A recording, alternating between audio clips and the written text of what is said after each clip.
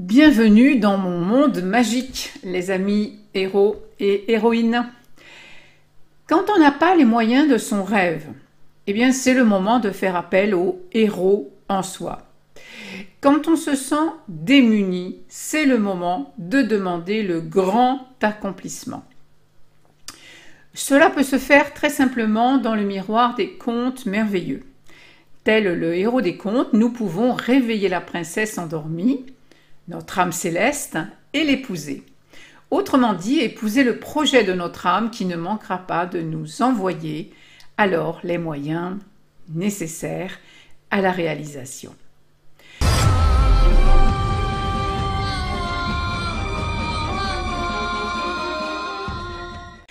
Je suis Elisandre, j'accompagne les acteurs du changement. Grâce à la créativité des contes merveilleux, je les aide à sortir des crises et créer un avenir qui a du sens, en cohérence avec leur raison d'être, leurs dons et talents. Alors bienvenue, si c'est la première fois que tu viens sur ma chaîne, eh bien abonne-toi, active la cloche pour recevoir toutes les notifications et puis va voir aussi sous la vidéo les ressources gratuites et payantes que je te propose. La grande difficulté des hommes vient du fait qu'ils ne vivent plus que dans la partie mortelle de leur être.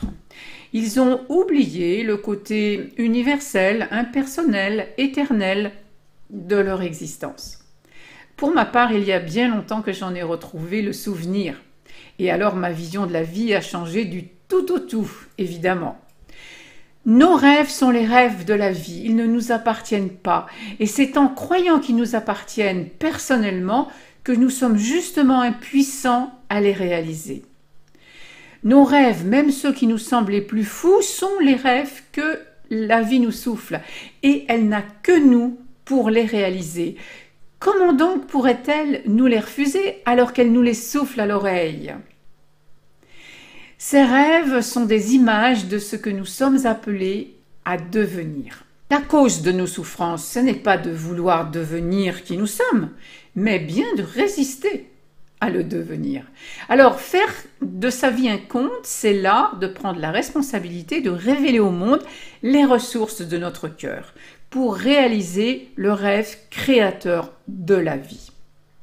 À trop développer la pensée objective extérieure, eh bien, l'adulte a perdu cette faculté de réaliser ses rêves. Mais cela n'est pas irrévocable, car avec un peu d'entraînement, derrière le voile de la raison, de l'ordinaire, il se trouve une dimension de nous-mêmes que les contes nous invitent à contempler. On rejoint cette dimension par l'inspiration et non pas par la somme de nos efforts. Le conte apprend à tout demander, même l'impossible. C'est la vie alors qui répondra parce qu'elle est sollicitée en grand. Il existe une identité profonde entre le conte et notre histoire.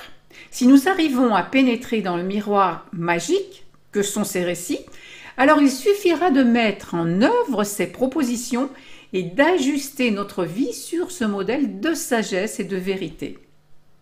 Ouvert sur de multiples niveaux de signification, le sens du conte est inépuisable et il reflète le vraisemblable de celui qui l'écoute. Le probable qu'il suggère est capable de faire émerger au conscient une certitude. Et cette certitude intime qu'il soulève est capable de provoquer une transformation chez un individu, de l'amener à une autre vision du monde. Le voile est soudain levé sur un possible qui attendait de surgir des profondeurs de l'inconscient.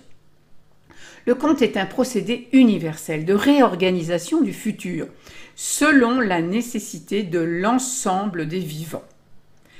Les contes sont des mises en scène initiatiques qui vont réveiller tes potentiels cachés et faire apparaître à l'extérieur des situations, des événements, des personnes qui matérialisent ces potentiels.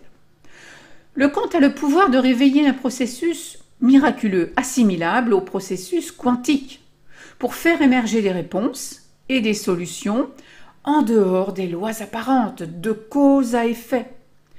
Les contes donnent au miraculeux la force de l'évidence. Les réponses à tes questions surgissent d'un temps sans date et d'un ailleurs sans carte.